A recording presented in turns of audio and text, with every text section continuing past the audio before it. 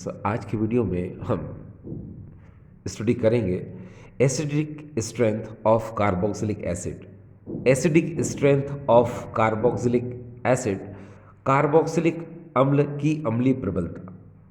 ठीक dear students, हम सबसे पहले बात करेंगे इंडक्टिव इफेक्ट की। ठीक है, देखिए हम बहुत अच्छे से जानते हैं कि जो इंडक्टिव इफेक्ट होता है ये दो टाइप का होता है, positive inductive effect, negative inductive effect. जो प्रेरणिक प्रभाव होता है ये दो प्रकार का होता है, धनात्मक प्रेरणिक प्रभाव, ऋणात्मक प्रेरणिक प्रभाव। डियर स्टूडेंट, जानते हैं आप लोग कि जो प्लस आई इफेक्ट होता है ये इलेक्ट्रॉन रिलीजिंग ग्रुप होता है, ये इलेक्ट्रॉनों को प्रतिकर्षित करने वाला समूह होता है। और जो माइनस आई इफेक्ट है ये इलेक्ट्रॉन विड्रॉइंग ग्रुप होता है, ये इलेक्ट्रॉन अट्रैक्टिंग ग्रुप होता है, ये इलेक्ट्रॉनों को अपनी ओर आकर्षित करने वाला समूह होता है। जैसे आप यहाँ देखें कि ये एक कार्बन की चेन है। ठीक, इसमें हमने कोई प्लस आई ग्रुप लगा दिया, फिर हमने यहाँ पर एक दूसरी कार्बन की चेन ले ली, इसमें माइनस आई ग्रुप लगा दिया। तो याद रखिए जिसमें आपने प्लस आई ग्रुप लगाया है ये इलेक्ट्रॉन को रिपेल करेगा, है ना। जब ये इलेक्ट्रॉन को रिपेल करेगा तो देखिए इलेक्ट्रॉन का डायरेक्शन मैंने कहाँ कर दिया, इस तरफ, यानी इस डायरेक्शन में, क्योंकि ये इलेक्ट्रॉनों को रिपेल कर रहा है, ये इलेक्ट्रॉनों को प्रतिकर्षित कर रहा है। अगर ये माइनस आई ग्रुप होगा तो ये इलेक्ट्रॉनों को अपनी तरफ क्या करेगा, अट्रैक्ट करेगा, अपनी तरफ क्या करेगा, खींचेगा। इसलिए इसका डायरेक्शन देखिए किस तरफ है, इस तरफ, जिधर ग्रुप है उस तरफ है। ठीक है, और इसमें इलेक्ट्रॉनों का डायरेक्शन देखिए जिस तरफ ग्रुप है उसके जस्ट अपोजिट है। ठीक है, अब देखिए डियर स्टूडेंट्स, ये जो प्लस आई इफेक्ट है इसका ऑर्डर इस तरह होता है। आपको पता है हाइड्रोकार्बन कैरेक्टर बढ़ने पर या फिर नंबर ऑफ रेडिकल बढ़ने पर प्लस आई इफेक्ट क्या होता है, बढ़ता है। ये देखिए CH3 CH3 CH2 CH3 whole twice CH and CH3 whole thrice C, यानी प्लस आई इफेक्ट इस तरफ क्या हो रहा है, बढ़ रहा है। धनात्मक प्रेरणिक प्रभाव का क्रम क्या है डियर स्टूडेंट्स, इस तरफ है। ठीक है, अब देखिए यहां पर थोड़ा सा आपको बताया जाए इसका एग्जाम्पल लेकर के।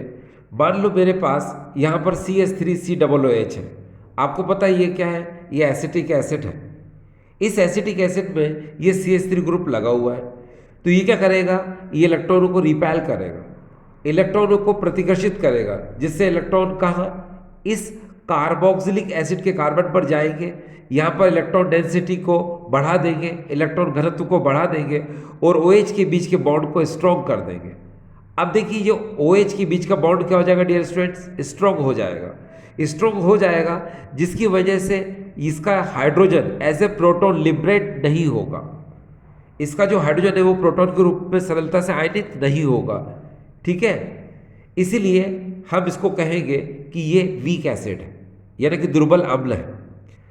डियर स्टूडेंट्स, आप बहुत अच्छे से जानते हो किसी भी एसिड की एसिडिक स्ट्रेंथ इस बात पर डिपेंड करती है कि वो एसिड अपना हाइड्रोजन कितनी जल्दी, कितनी रेडिली लिबरेट करता है, कितनी शीघ्रता से वह अपना हाइड्रोजन त्यागता है, आयनित करता है, वो उसकी अम्लीय प्रबलता यानी एसिडिक स्ट्रेंथ को बताता है। ठीक है, अब डियर स्टूडेंट्स हम बात करेंगे माइनस आई इफेक्ट की। तो माइनस आई इफेक्ट में हमने हेलोजन का ऑर्डर लिया है। ये देखिए iodine, bromine, Cl and F, यानी IBrClF। ठीक है, तो यहां पर आपने देखा कि अगर मैं ये जो एसिटिक एसिड की जगह पर अगर मैं क्लोरिक एसिटिक एसिड ले लूं, यानी कि ये देखो मैंने क्लोरो एसिटिक एसिड ले लिया है, इसमें आपने क्या देखा, इसमें आपने Cl ग्रुप को देखा। यहां Cl में क्या होता है, माइनस आई इफेक्ट होता है। ठीक है, तो यहां पर ये देखिए ये माइनस आई इफेक्ट है। तो माइनस आई इफेक्ट होने की वजह से ये अपनी तरफ इलेक्ट्रॉनों क्या करेगा, अट्रैक्ट करेगा। जब ये इलेक्ट्रॉन को अपनी तरफ अट्रैक्ट करेगा, ये देखिए, ये देखिए, तो OH के बीच का बॉन्ड जो है ये क्या हो जाएगा, वीक रह जाएगा। वीक रहने की वजह से इसका हाइड्रोजन इजीली लिबरेट हो जाएगा एज ए प्रोटॉन। इसका हाइड्रोजन सरलता से क्या हो जाएगा, आयनित हो जाएगा। इसका हाइड्रोजन सरलता से प्रोटॉन बना लेगा। क्यों, क्योंकि OH के बीच का बॉन्ड क्या है डियर स्टूडेंट्स, वीक है ये। ठीक है, इससे पहले आपने देखा था एसिटिक एसिड में OH के बीच का बॉन्ड क्या था, स्ट्रॉन्ग, यानी प्रबल बद्ध था। जिसकी वजह से ये अपना हाइड्रोजन सरलता से नहीं निकाल सकता। ठीक है, और यहाँ आपने क्या देखा, क्लोरोएसिटिक एसिड में ये जो OH है इसके बीच का जो बॉन्ड है ये वीक है, इसलिए ये हाइड्रोजन एज ए प्रोटॉन जल्दी से लिबरेट कर देगा। अगर यहाँ पर दोनों का कंपेरिजन किया जाए एसिटिक एसिड और क्लोरो एसिटिक एसिड का, तो एसिटिक एसिड वीक एसिड है और chloro acetic acid strong acid है। ठीक है, क्यों? क्योंकि ये अपना हाइड्रोजन जल्दी से प्रोटॉन की फॉर्म में रिलीज कर देता है और ये नहीं कर पाता है।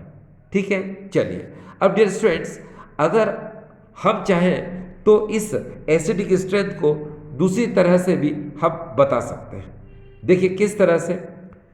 मैक्सिमम हमारी जो बुक्स होती हैं उसमें हम कार्बोक्सिलेट आयन का स्टेबिलिटी, कार्बोक्सिलेट आयन की स्थायित्व के आधार पर हम उसकी एसिडिक स्ट्रेंथ यानी अम्लीय प्रबलता को बताते हैं। देखिए कैसे।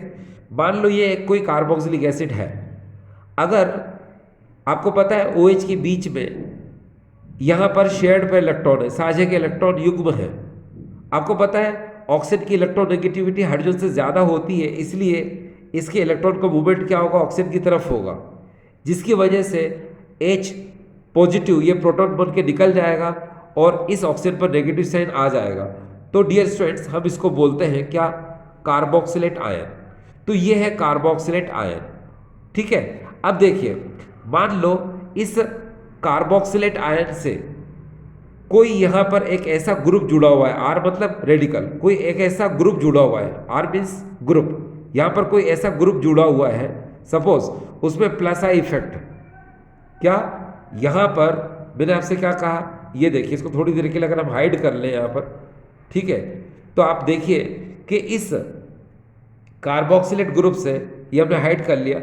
अगर यहाँ पर इस कार्बोक्सिलेट ग्रुप से, इस कार्बोक्सिलेट आयन से अगर यहाँ पर कोई ऐसा ग्रुप लगा दिया जाए इसमें प्लस आई इफेक्ट है, सपोज मैंने यहाँ पर प्लस आई इफेक्ट यहाँ पर लगा दिया, इस R की जगह पर हम क्या सपोज कर रहे हैं, सपोज ये प्लस आई ग्रुप है। ठीक है, तो ये क्या करेगा, ये इलेक्ट्रॉनों को रिलीज करने वाला ग्रुप है, इलेक्ट्रॉन रिलीजिंग ग्रुप है ये। तो जब इलेक्ट्रॉन को रिलीज करेगा तो क्या होगा, इस कार्बोक्सिलेट आयन पर क्या होगा, यहाँ पर नेगेटिव चार्ज क्या हो जाएगा, इंक्रीज हो जाएगा। अब अगर इसका नेगेटिव चार्ज इंक्रीज हो जाता है तो इसकी स्टेबिलिटी क्या हो जाएगी डियर, डिक्रीज हो जाएगी। और अगर इसकी स्टेबिलिटी डिक्रीज हो गई तो इसकी एसिडिक स्ट्रेंथ भी क्या हो जाएगी, डिक्रीज हो जाएगी। एक बार फिर से सुनिए, अगर मान लो यहाँ पर प्लस आई ग्रुप यानी कि धनात्मक प्रेरक प्रभाव वाला कोई समूह संलग्न है यहाँ पर, तो वो क्या करेगा कि इस कार्बोक्सिलेट आयन पर ऋणात्मक आवेश को बढ़ा देगा, जिससे इसका स्थायित्व क्या हो जाएगा, घट जाएगा। स्थायित्व घटने से इसकी अम्लीय प्रबलता भी क्या हो जाएगी, घट जाएगी। ठीक है, तो याद रखने की जरूरत है कि प्लस आई ग्रुप अगर अटैच्ड है तो वो नेगेटिव चार्ज को इंक्रीज करेगा, जिससे डिक्रीज हो जाएगी इसकी स्टेबिलिटी और डिक्रीज हो जाएगी इसकी एसिडिक स्ट्रेंथ। अगर मान लो हम थोड़ा चेंज कर दें, हम इस कार्बोक्सिलेट आयन पर कोई ऐसा ग्रुप लगा दें जिसमें माइनस आई इफेक्ट है, ठीक है, यानी माइनस आई ग्रुप वाले को यहाँ अटैच कर देते हैं, तो ये क्या करेगा, ये इलेक्ट्रॉन अट्रैक्टिव ग्रुप है, ये इलेक्ट्रॉन विड्रॉइंग ग्रुप है, ये इलेक्ट्रॉनों को अपनी तरफ खींचता है, ये इलेक्ट्रॉनों को अपनी तरफ आकर्षित करता है, जिसकी वजह से क्या होगा कि ये इलेक्ट्रॉन को मूवमेंट देखिए किधर है, इस R की तरफ। ठीक है, प्लस आई में इसकी तरफ होता है और माइनस आई में इस ग्रुप की तरफ होता है। ठीक है, तो यहाँ क्या होगा कि ये जो कार्बोक्सिलेट आयन है, ठीक है, इसका नेगेटिव चार्ज क्या हो जाएगा, यहाँ पर आपने देखा होगा इसका नेगेटिव चार्ज जो है डिक्रीज हो जाएगा डियर। क्या हो जाएगा इसका नेगेटिव चार्ज, यहाँ पर नेगेटिव चार्ज क्या हो जाएगा डियर, इसका डिक्रीज हो जाएगा। ठीक है, इसका नेगेटिव चार्ज क्या होता है, इसका डिक्रीज हो जाएगा। जब नेगेटिव चार्ज इसका डिक्रीज हो जाएगा तो इसकी स्टेबिलिटी क्या हो जाएगी डियर, इंक्रीज हो जाएगी। ठीक है, और अगर इसकी स्टेबिलिटी इंक्रीज हो गई तो इसकी एसिडिक स्ट्रेंथ भी क्या हो जाएगी, इंक्रीज हो जाएगी। ठीक है, तो एक बार फिर से देखिए, मैंने आपसे कहा कि माइनस आई ग्रुप अगर आप लगा देते हो तो ये अपनी तरफ इलेक्ट्रॉनों को अट्रैक्ट करेगा। जब अपनी तरफ इलेक्ट्रॉन को अट्रैक्ट करेगा तो उसका नेगेटिव चार्ज जो है वो क्या हो जाएगा डियर, डिक्रीज हो जाएगा। ये देखिए यहाँ पर क्या है, डिक्रीज हो जाएगा। जिससे इसकी स्टेबिलिटी भी क्या हो जाएगी, इसकी स्टेबिलिटी क्या हो जाएगी डियर, इसकी इंक्रीज हो जाएगी, और एसिडिक स्ट्रेंथ क्या हो जाएगी डियर, इसकी बढ़ जाएगी। ठीक है, अब हिंदी में बता दूं मैं आपको, मान लो यहां पर आपने कोई ऐसा समूह लगा दिया जिसमें ऋणात्मक प्रेरक प्रभाव है, तो वो अपनी तरफ इलेक्ट्रॉन को आकर्षित करेगा, जिससे ये इलेक्ट्रॉन जब इस तरफ चले जाएंगे तो ऋणात्मक आवेश का क्या हो जाएगा, घट जाएगा। तो हम कह सकते हैं कि इसका ऋणात्मक आवेश है, नेगेटिव चार्ज क्या हो रहा है, इसका डिक्रीज हो रहा है, जिसकी वजह से इसकी जो स्टेबिलिटी है वो क्या हो जाएगी, इंक्रीज हो जाएगी। और जब स्टेबिलिटी इंक्रीज हो जाएगी तो जो एसिडिक स्ट्रेंथ है, यानी कि जो अम्लीय प्रबलता है, वो क्या हो जाएगी, इसकी बढ़ जाएगी। तो यहाँ से इतनी सी बात आपको समझ में आ रही होगी। ठीक है, एक बार फिर से हम थोड़ा सा क्लियर करें। देखिए, मैंने आपसे कहा कि अगर कोई प्लस आर ग्रुप लगा हुआ है तो वो इलेक्ट्रॉनों को यहाँ पर क्या करेगा, भेजेगा। ठीक है, जिससे ये जो कार्बोक्सिलेट आयन है यहाँ पर नेगेटिव चार्ज क्या होगा, बढ़ेगा। ठीक है, और अगर माइनस आर यानी कि माइनस आई ग्रुप लगा हुआ है तो वो इलेक्ट्रॉन को अपनी तरफ अट्रैक्ट करेगा, जिसकी वजह से इस कार्बोक्सिलेट आयन की जो नेगेटिव चार्ज है वो क्या होगा, डिक्रीज होगा। ठीक है, अब आगे से देखिए कि जब यहाँ पर नेगेटिव चार्ज आप इंक्रीज करते हो, ये देखिए, तो क्या होता है, उसकी स्टेबिलिटी क्या होती है, डिक्रीज होती है। और यहाँ पर जब आप नेगेटिव चार्ज को डिक्रीज करते हो तो उसकी स्टेबिलिटी क्या हो जाती है, इंक्रीज हो जाती है। ठीक है, और आपको पता है जितनी ज़्यादा स्टेबिलिटी इंक्रीज होगी उसकी एसिडिक स्ट्रेंथ क्या होगी, उतनी ही ज़्यादा होगी। ठीक है, तो बात यहाँ पर आपको ये समझ में आ रही होगी। ठीक है, जब एग्जाम्पल लेंगे तो और बहुत अच्छे से क्लियर हो जाएगा। ठीक है, चलिए देखिए डियर स्टूडेंट्स, यहाँ पर हम आगे की तरफ चले तो ये देखिए हमारे सामने है, ये देखो order of electron releasing group. ये देखिए, अगर हम order of electron releasing group की बात करें यहां पर, तो आप देखिए यहां पर किस तरह से इसका ऑर्डर हम सेट कर सकते हैं। ठीक है, तो चलो बताते हैं आपको। देखिए, अब हम वन बाय वन करके सारे पॉइंट को क्लियर करते हुए चलते हैं। डियर स्टूडेंट्स, हमने यहाँ पर ब्यूट्रिक एसिड का एग्जाम्पल लिया है, जिसमें हमने यहाँ पर आप देख सकते हैं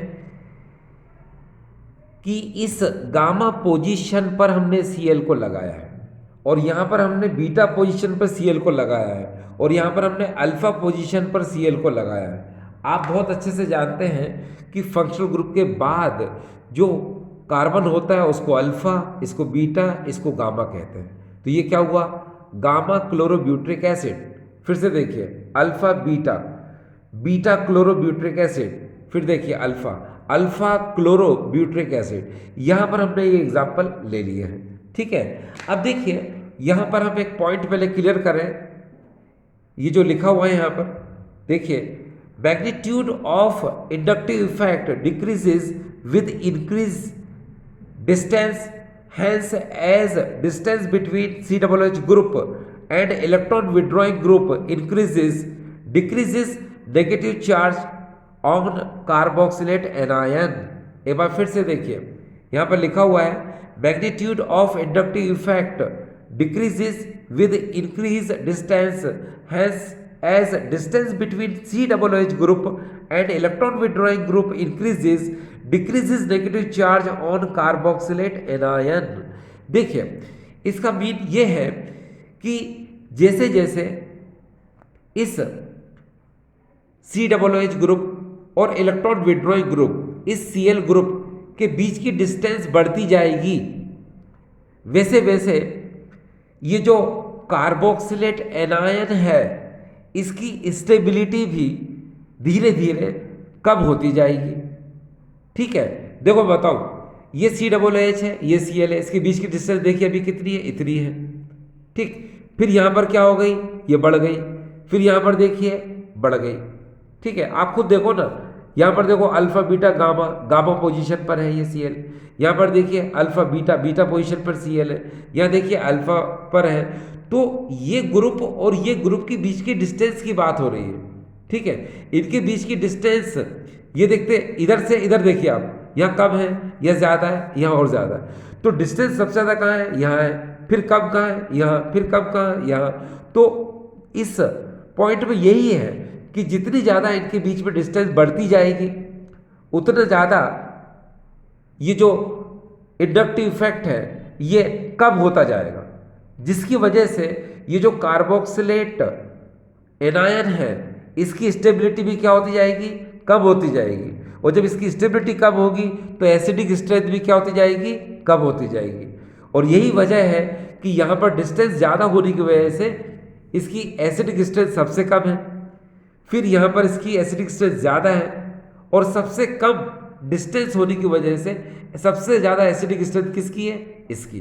तो आप देख सकते हैं alpha chlorobutyric acid stronger acid है than comparison to beta chlorobutyric acid, and ये सबसे कम है। ठीक, चलिए हम आगे चलते हैं। इस समय हमारे पास अगला पॉइंट है effect of number of halogen atom. आप याद रख लीजिए जितने ज़्यादा नंबर ऑफ हैलोजन एटम होंगे, ठीक है, तो उसकी एसिडिक स्ट्रेंथ भी क्या होगी डियर, ज़्यादा होगी। ठीक है, कैसे ज़्यादा होगी, चलो देखते हैं। अब आप यहाँ पर एक बात को जरा गौर करें कि ये है ट्राइक्लोरोएसिटिक एसिड, ये है डाइक्लोरोएसिटिक एसिड, और ये है मोनोक्लोरोएसिटिक एसिड। ठीक है, आप देख सकते हो कि Cl में क्या होता है, माइनस इफेक्ट होता है, और ये इलेक्ट्रॉन विड्रॉइंग ग्रुप है, यानी इलेक्ट्रॉन अट्रैक्टिव ग्रुप है, ये इलेक्ट्रॉनों को अपनी तरफ आकर्षित करता है। तो नेचुरली यहाँ एक Cl है तो कब इलेक्ट्रॉनों को अट्रैक्ट करेगा, है ना। तो ये देखिए हमने एरो इधर लगा दिया, तो OH के बीच में भी हम एक ही एरो लगाएंगे। ठीक, चलो इलेक्ट्रॉन को मूवमेंट कर दीजिए, ऐसे ये कर दिया हमने।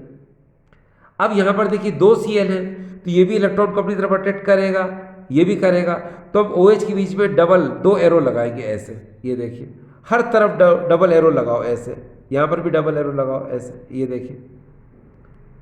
इसी तरह से यहाँ देखिए ट्राइक्लोरोएसिटिक एसिड में 3 Cl है तो ये भी इलेक्ट्रॉन को अट्रैक्ट करेगा, ये भी करेगा, ये भी करेगा, तो अब यहाँ पर 3 एरो लगाएंगे। ये देखिए 3 लगाए हमने, यहाँ पर भी देखिए हमने 3 लगाए, और यहाँ पर भी हमने 3 लगाए।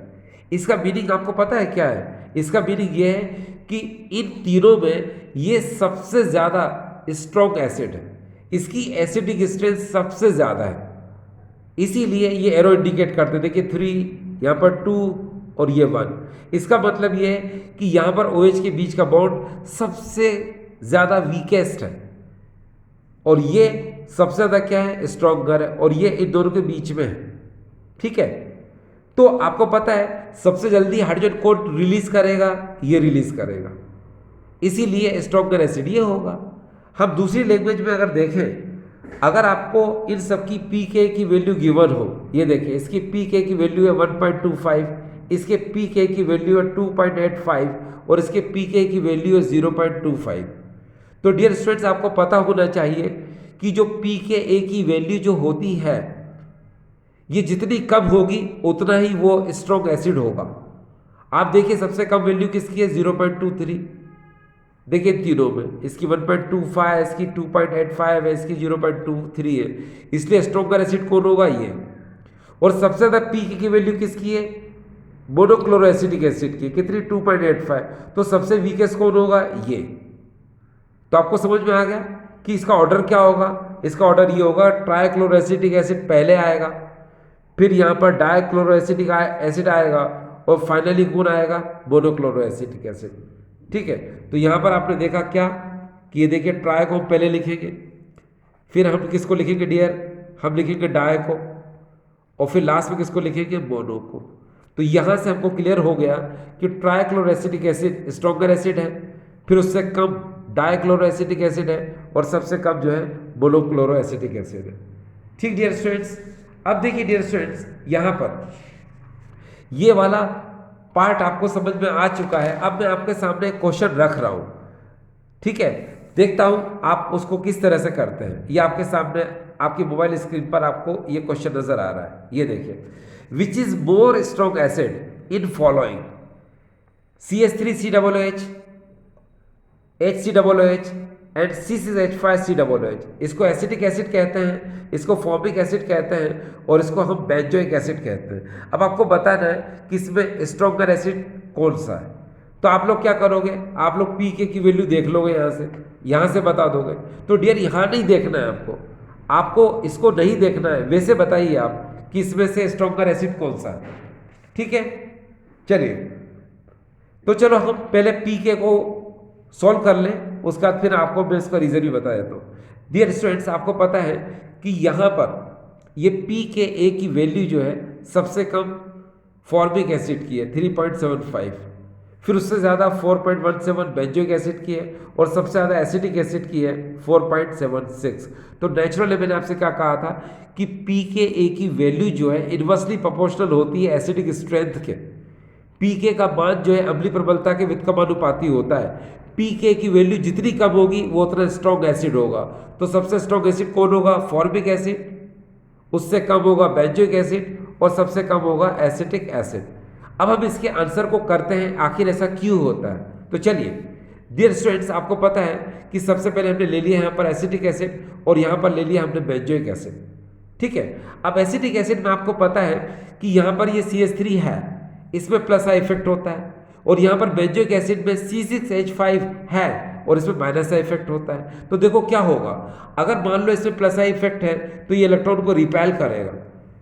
तो ये कार्बोक्सिलिक एसिड के कार्बन पर आप देख लो कि CH3 में प्लस आई इफेक्ट है, तो ये जो कार्बोक्सिलिक ग्रुप है इसके कार्बन पर इलेक्ट्रॉन डेंसिटी इंक्रीज हो जाएगी, इलेक्ट्रॉन घनत्व इस कार्बोक्सिलिक अम्ल के कार्बन पर बढ़ जाएगा। फिर वो इलेक्ट्रॉन जब आगे जाएंगे तो वो OH के बीच के बॉन्ड को वो स्ट्रॉन्ग बना देंगे, ये स्ट्रॉन्ग बॉन्ड, और जब ये स्ट्रॉन्ग बॉन्ड हो जाएगा तो इजीली अपना hydrogen as a proton liberate नहीं करेगा। जब OH के बीच का बंध प्रबल हो जाएगा तो इसका हाइड्रोजन जो है आसानी से प्रोटॉन के रूप में आयनित नहीं होगा, तो ये हो जाएगा डियर क्या? वीक। अब हम आ गए यहाँ पर बेंजोइक एसिड में।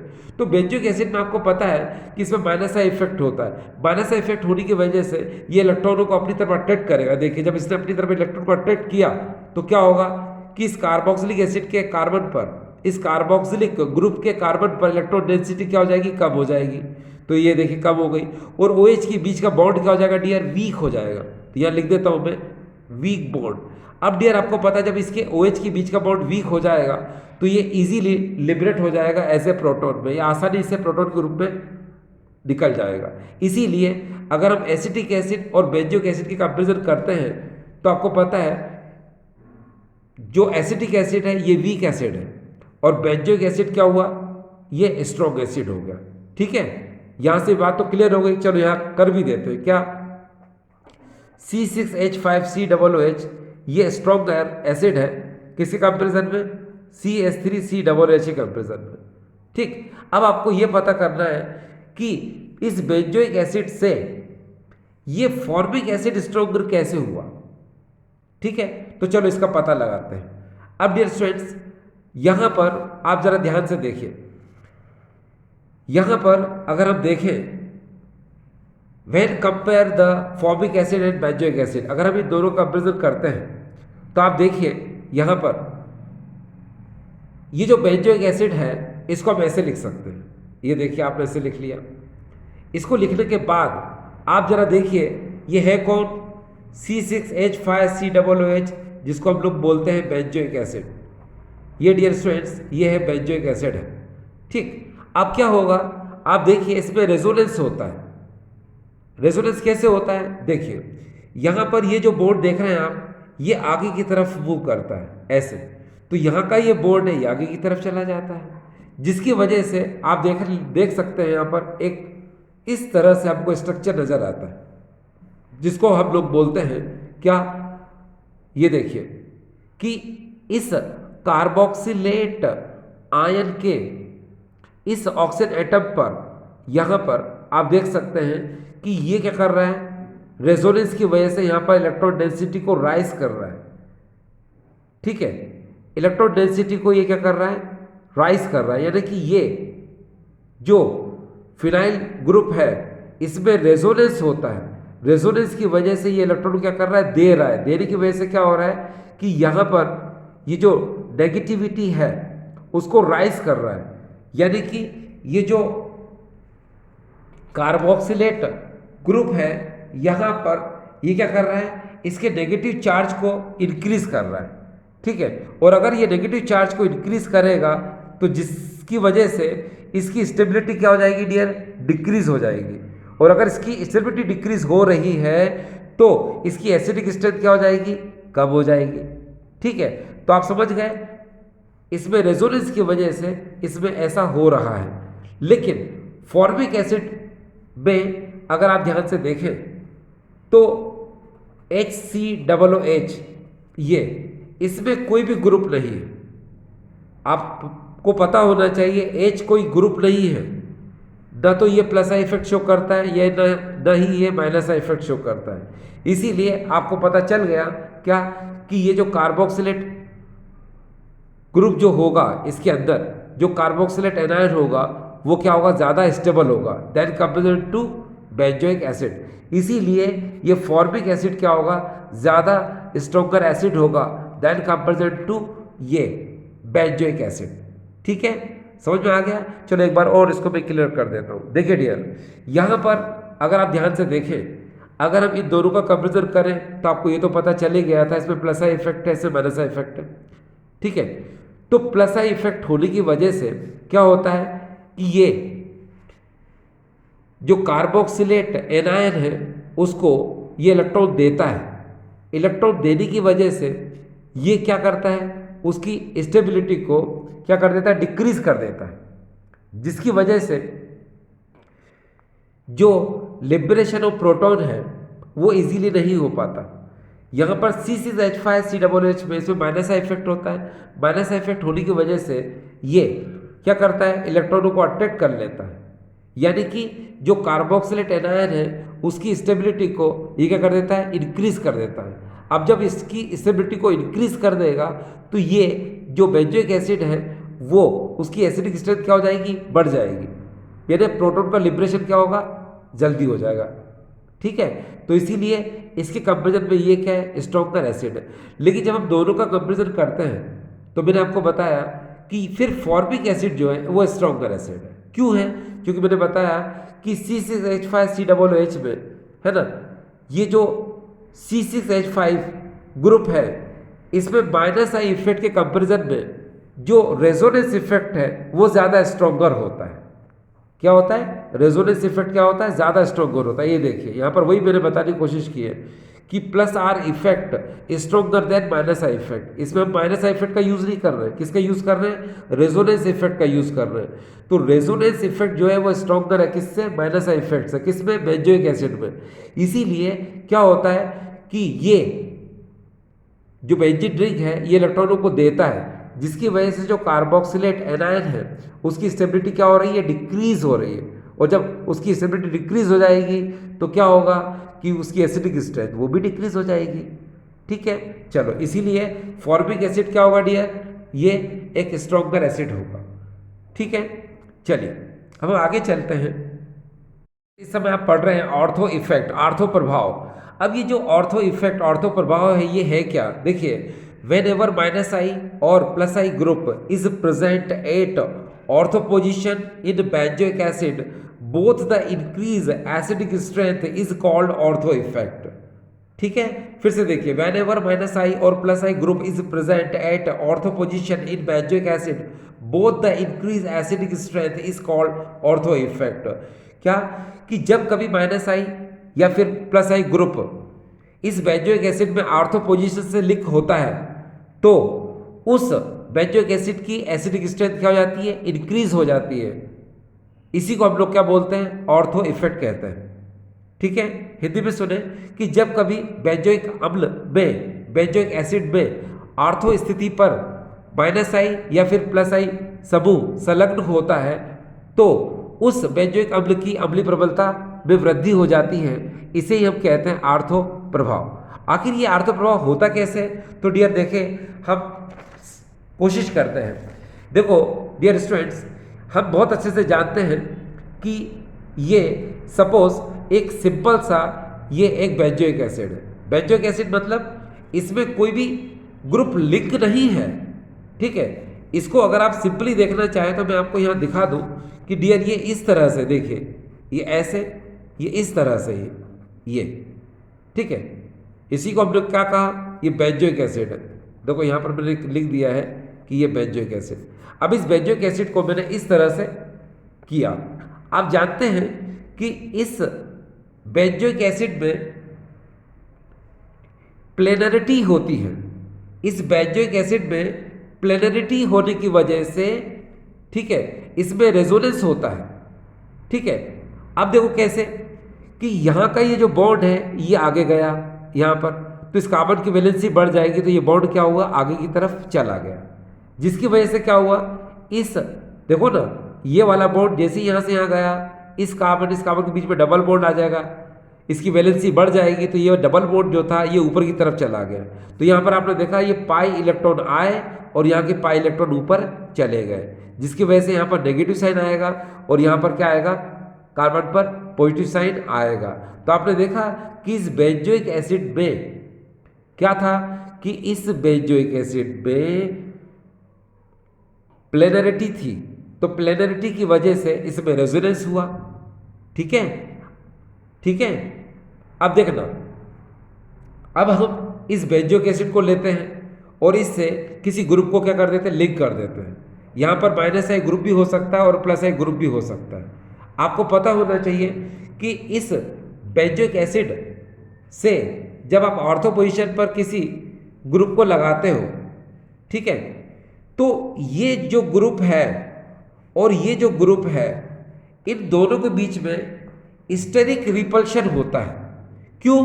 क्योंकि ये साइज में बड़े बड़े होते हैं, ठीक है, तो जिसकी वजह से ये ग्रुप और इस ग्रुप के बीच में क्या होता है कि इस ग्रुप की वजह से ये जो ग्रुप है ये आउट ऑफ प्लेन चला जाता है। एक बार फिर से सुनो, मैं ये कहने की कोशिश कर रहा हूँ कि जब बेंजोइक एसिड से कोई भी -I या +I ग्रुप यहाँ पर लगा हुआ होता है तो इन दोनों ग्रुप के बीच में रिपल्शन होता है, जिसको हम लोग बोलते हैं स्टेरिक रिपल्शन।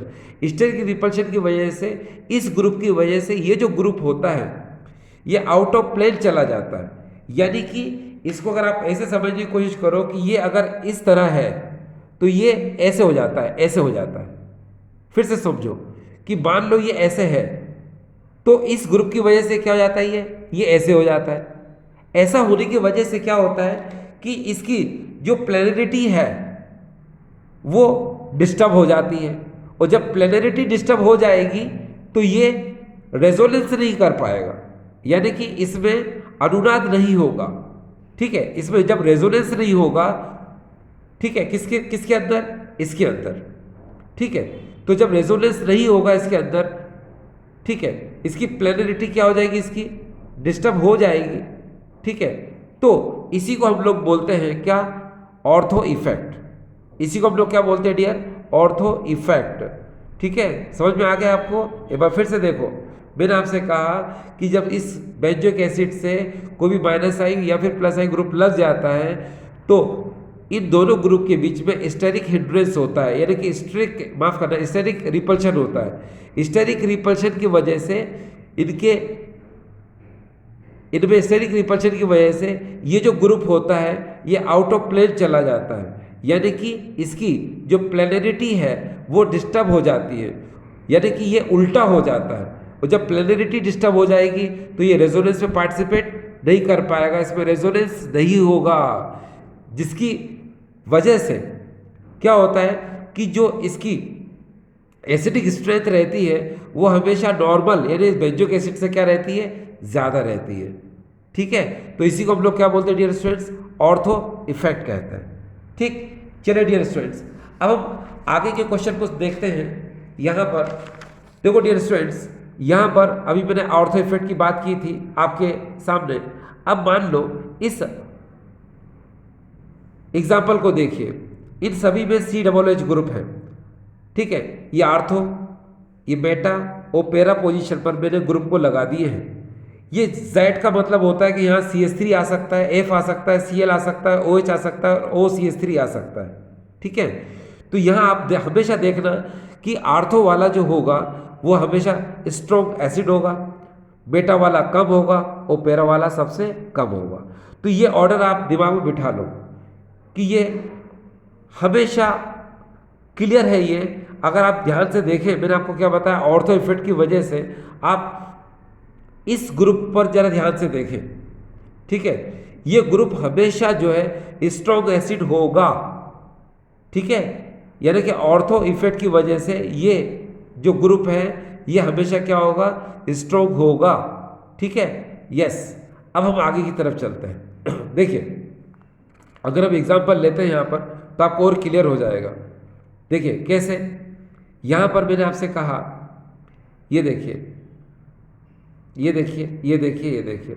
अब यहाँ पर अगर आप एग्जांपल देख रहे हैं तो इस बेंजोइक एसिड से हमने CH3 ग्रुप को लगाया। ये CH3 ग्रुप आर्थो पे लगाया या बेटा पे लगाया या पैरा पे लगाया। आपको पता है CH3 में प्लस आई इफेक्ट होता है।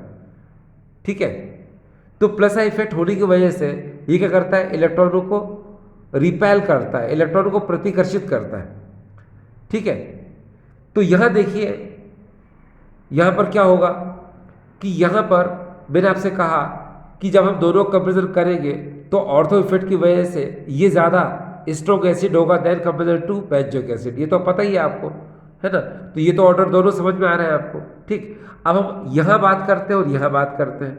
तो देखिए यहां पर क्या होता है कि ये बेटा है और ये पैरा है।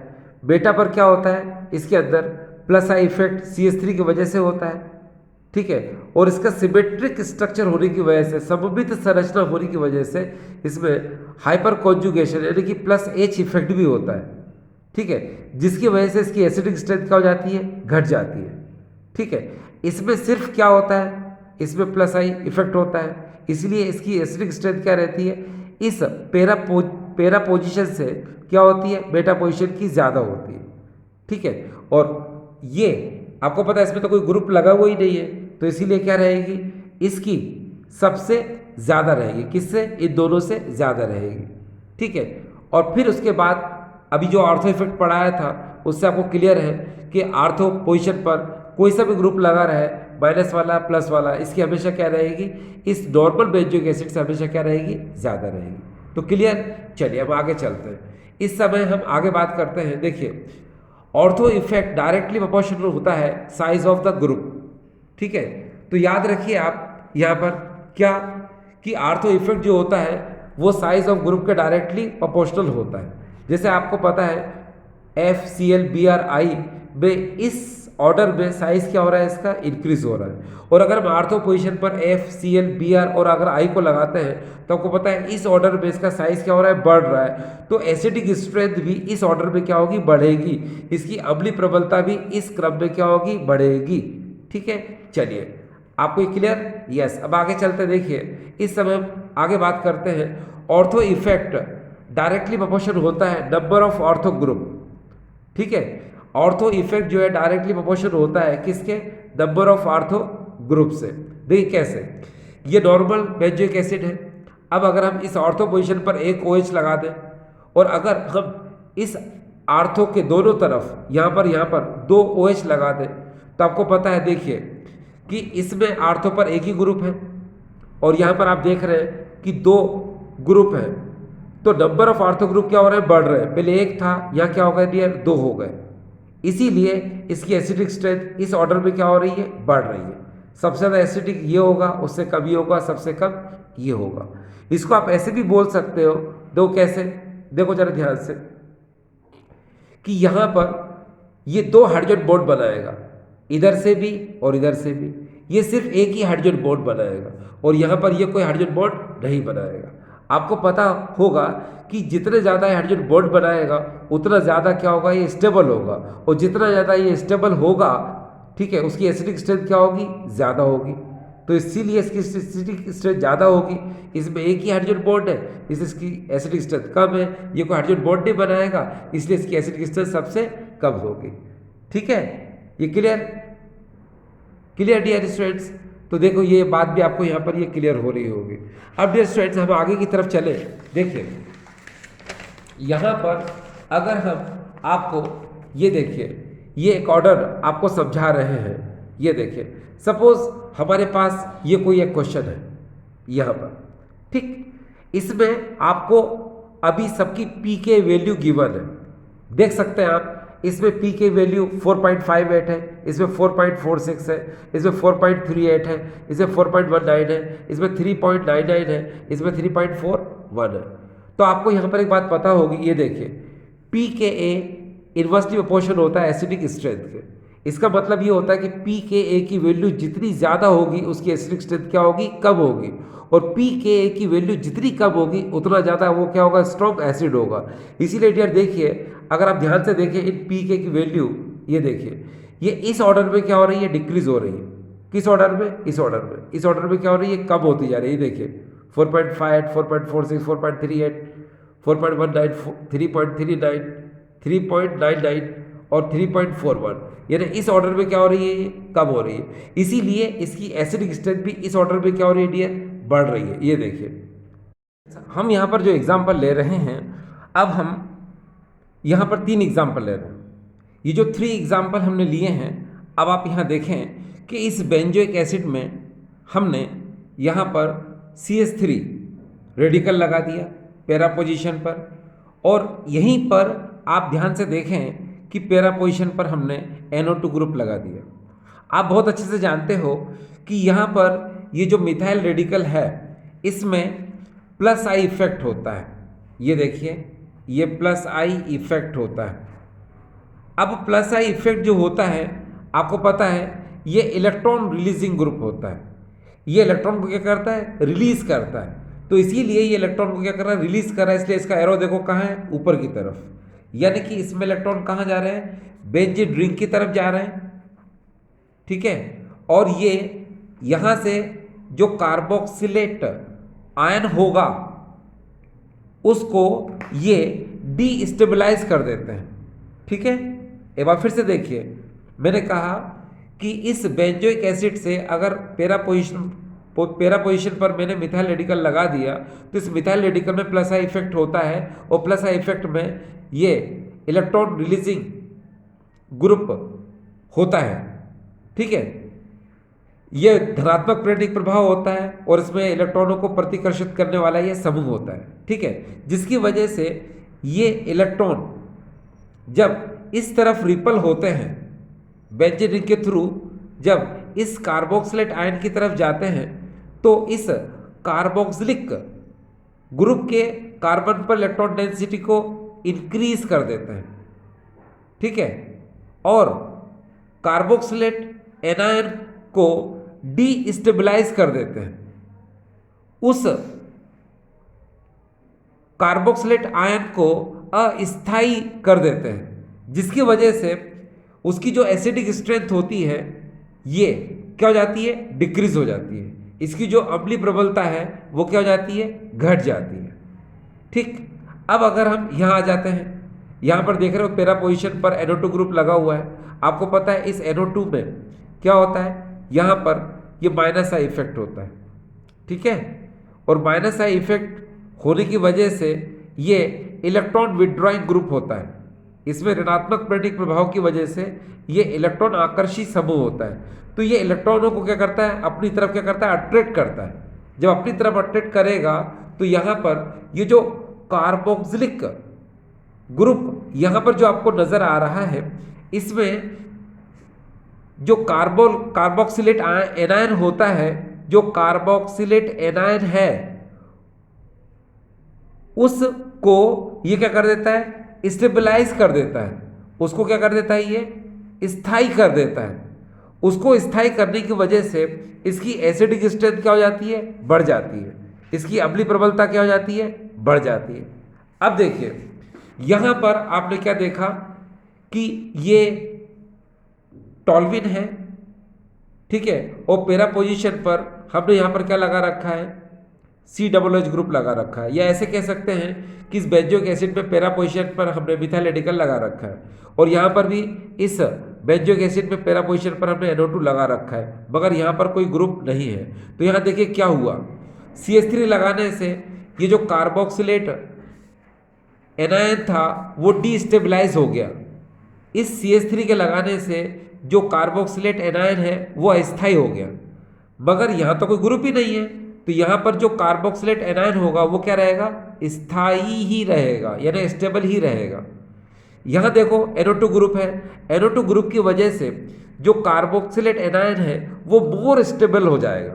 क्या हो जाएगा, वो मोर स्टेबल। तो डियर क्लियर, देखो यहाँ पर क्या हो जाएगा, ये डीस्टेबलाइज यानी अस्थायी।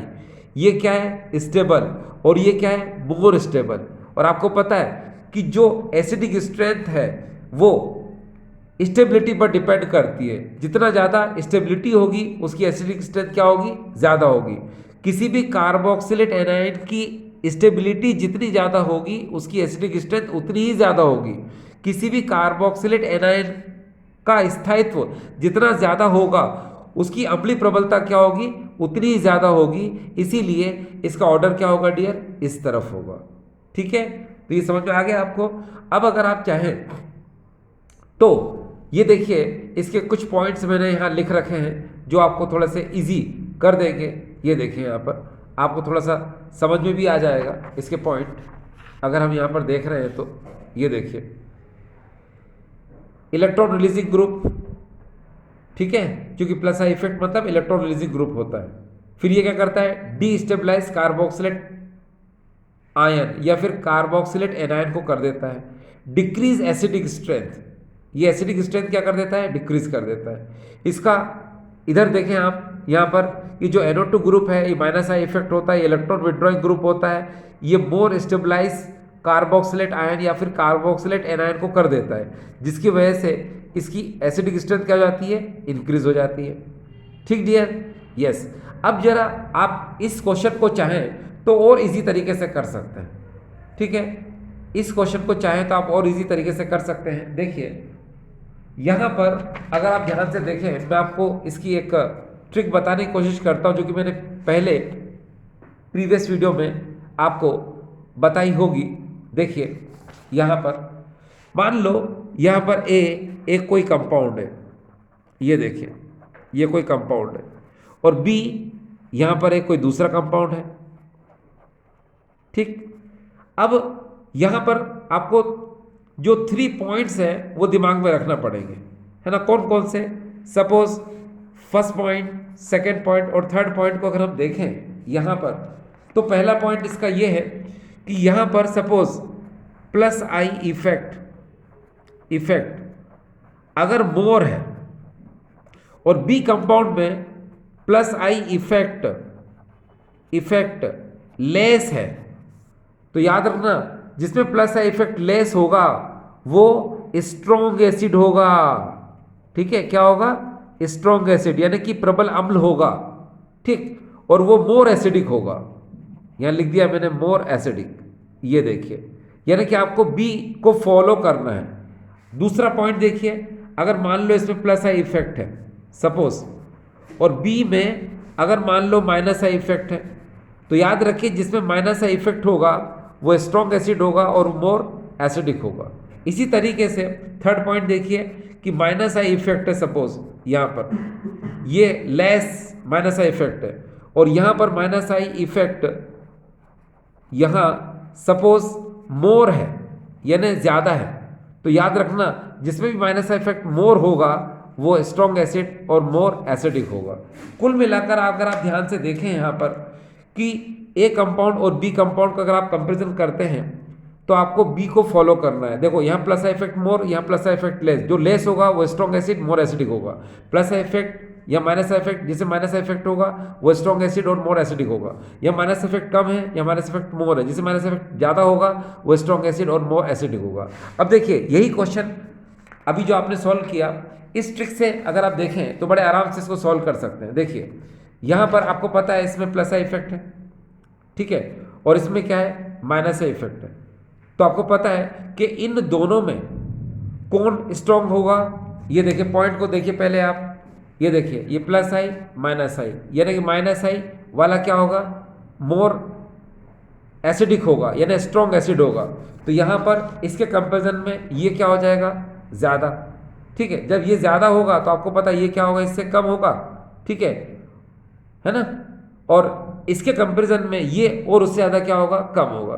तो आप ट्रिक से अपने आप बता सकते हैं कि हाँ कौन स्ट्रॉन्ग एसिड होगा और कौन वीक एसिड होगा। एक बार फिर से देखिए, मैं आपसे कह रहा हूँ कि अगर आपको कंपैरिजन करना हो NO2 और ये CH3 का, इन दोनों में कौन स्ट्रॉन्ग एसिड है, तो आपको पता है देखो इसमें प्लस आई इफेक्ट है CH3 की वजह से, इसमें माइनस आई इफेक्ट है किसकी वजह से, NO2 की वजह से। तो ये ज़्यादा स्ट्रॉन्ग एसिड होगा किससे, इस ग्रुप से। क्लियर। अभी आप चाहें तो मैं इसके एक दो क्वेश्चन और सॉल्व करा देता हूँ जिससे आपको थोड़ा सा इजी लगेगा। देखो कैसे, यहाँ पर अगर आप देखें तो आपको बहुत अच्छे से क्लियर हो जाएगा। जैसे यहाँ अगर आप ध्यान से देखें, जैसे ये देखिए, ये यहाँ पर CH3COOH है, ठीक, और यहाँ पर ये C2H5COOH है। ये देखिए, आपको पता है इस CH3 में यहाँ पर प्लस आई लेस है और यहाँ पर C2H5 में प्लस आई क्या है, मोर है। तो आपको पता है, ये देखिए प्लस आई मोर प्लस आई लेस, तो जो लेस होगा वो स्ट्रॉन्ग एसिड होगा। तो इन दोनों में स्ट्रॉन्ग कौन होगा डियर, ये। तो ये होगा यहाँ पर, ये देखिए ये हो जाएगा स्ट्रॉन्ग एसिड, ये स्ट्रॉन्ग एसिड होगा, और डियर ये क्या होगा, ये वीक एसिड होगा। ठीक है, और एग्जाम्पल देख लीजिए। जैसे मान लो अगर हम और एग्जाम्पल देखें, यहाँ पर ये देखिए, यहाँ पर हमने ले लिया CH3COOH, ये एसिटिक एसिड है, और यहाँ पर हमने ले लिया क्लोरो एसिटिक एसिड।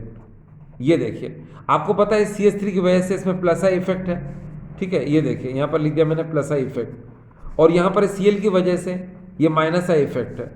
ठीक है, तो अब आप ट्रिक देख लो, यहाँ पर ये plus I effect minus I effect, तो माइनस आई इफेक्ट क्या होता है, वो मोर एसिडिक और स्ट्रॉन्ग एसिड होता है जिसमें माइनस आई होता है। देखो इसमें प्लस है, इसमें माइनस है, तो इन दोनों का अगर कंपेरिजन किया जाए तो ये क्लोरो एसिडिक एसिड क्या होगा डियर, ये ज़्यादा स्ट्रॉन्ग एसिड होगा देन कंपेरिजन टू दिस। अगर एक और एग्जांपल देख लिया जाए, सपोज यहाँ पर हम क्लोरो एसिडिक एसिड ले लें, सपोज ये देखिए ये हमने क्लोरो एसिडिक एसिड ले लिया, और अगर हम यहाँ पर ट्राई क्लोरो एसिडिक एसिड ले लें, सपोज ये देखिए Cl3 और C, ठीक है, और यहाँ पर क्या हो जाएगा, ये COOH, ये Cl3CCOOH। तो यहाँ पर जो Cl3CCOOH है, इसको मैं इसको बैलेंस कर देता हूँ, नहीं तो आपको लगेगा ये किस तरह से, रुक जाइए, इसको आप ऐसे देख लीजिए, ये ऐसे ClC, ये Cl और ये Cl, और यहाँ पर COOH। आप देख सकते हो यहाँ पर एक Cl है, तो इसमें माइनस इफेक्ट क्या है, इसमें माइनस इफेक्ट लेस है, और इसमें देखिए 3Cl है, तो इसमें माइनस आई क्या डियर, मोर है। ये माइनस आई डियर क्या है, इसके अंदर मोर है। अब आप ट्रिक देखिए, यहाँ पर minus effect less, minus effect more, जो मोर होगा वो स्ट्रॉन्ग एसिड होगा, मोर एसिडिक होगा। तो इन दोनों का अगर आप कंपेरिजन करें डियर, तो ये क्या होगा, ये ज़्यादा स्ट्रॉन्ग एसिड हो जाएगा। तो यहाँ पर ये ट्राईक्लोरो एसिटिक एसिड जो है ये स्ट्रॉन्ग एसिड है, ये स्ट्रॉन्ग एसिड है, किससे डियर, इस क्लोरो एसिटिक एसिड से या फिर मोनोक्लोरो एसिटिक एसिड से। ठीक डियर, ठीक है। ये डियर स्टूडेंट्स ये फर्स्ट पार्ट था। अब हम बहुत जल्दी सेकंड पार्ट की वीडियो आपके सामने लेकर के आएंगे। ठीक है, थैंक यू।